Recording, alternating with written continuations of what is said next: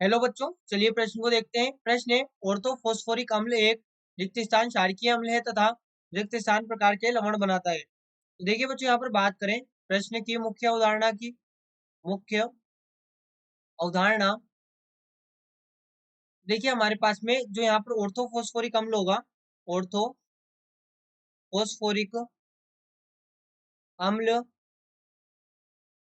ये हमारे पास में नॉर्मली फॉस्फोरिक अम्ल ही है, जिसे हम H3PO4 से प्रदर्शित करते हैं, जहां पर फॉस्फोरस की ऑक्सीकरण अवस्था होती है +5। अब ये उच्च ऑक्सीकरण अवस्था में, इसलिए इसको हम एक एसिड कहते हैं। एक एसिड यानी कि फॉस्फोरिक एसिड। यहाँ पर ये इसका एक एसिड अनुलग्न है, अनुलग्न, क्योंकि ये उच्च ऑक्सीकरण अवस्था में है। अब देखिए होगा क्या, यहाँ पर हम बात करें इसकी संरचना की, तो इसकी संरचना किस प्रकार से होगी। तो ये phosphorus double bond OH OH और ये OH, ये हमारे पास में ऑर्थोफॉस्फोरिक अम्ल या फॉस्फोरिक अम्ल की संरचना होगी।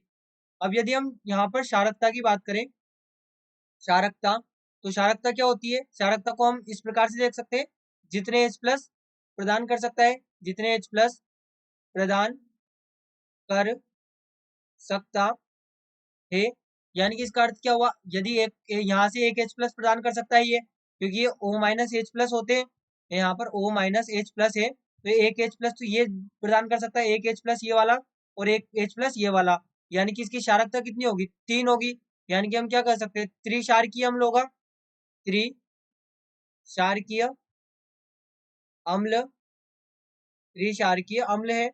वहीं पर यदि हम यहाँ पर इसे इस प्रकार से लिखे, 3 हाइड्रोजन यहाँ से निकाल दें, 3 H+ निकाल दें, तो ये हमारे पास में क्या बनेगा, ये बनेगा PO3, और यहाँ पर ये PO4 3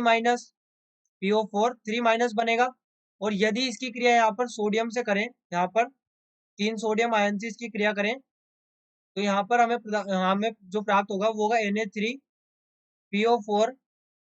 Na3PO4, यानी कि हम क्या कर सकते हैं, यहाँ पर 3 प्रकार के लवण बन रहे हैं। यहाँ पर इसे ध्यान दें, एक लवण तो ये हमारे पास में इस प्रकार से होगा।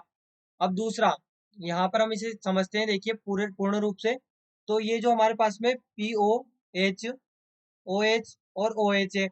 अब यदि यहाँ से एक Na+ की इससे क्रिया करें, तो यहाँ से एक Na+ का निष्कासन होगा और ये निर्मित करेगा Na2, यहाँ पर ये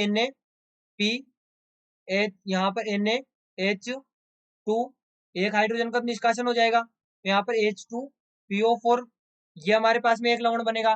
दूसरा, यहाँ पर यदि इसकी क्रिया OH और यहाँ पर ये OH से की जाए, अब यहाँ पर 2 सोडियम से जब क्रिया की जाएगी, 2 सोडियम से क्रिया की जाएगी, तो 2 सोडियम यहाँ पर ऐड होंगे और 2 हाइड्रोजन का निष्कासन होगा। यहाँ पर तो एक H+ का निष्कासन हुआ था, यहाँ पर 2 H+ का निष्कासन हुआ है, यानी कि ये हमारे पास में लवण बनेगा दूसरा।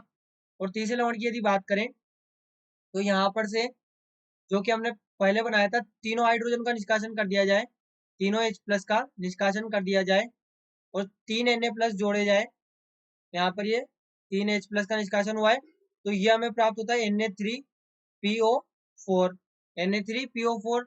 ये हमें यहीं पे, यहाँ पर हमने डायरेक्टली थर्ड वाला बना लिया था, यानी कि हम यहाँ से भी कर सकते हैं और यहाँ से भी देख के कर सकते हैं कि तीन प्रकार के लवण प्राप्त होते हैं, 3 प्रकार के लवण प्राप्त होते हैं।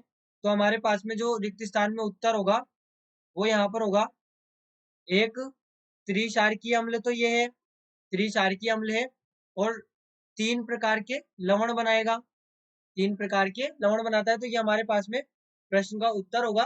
तो बच्चों, आशा करते हैं आपको प्रश्न समझ आया होगा। धन्यवाद।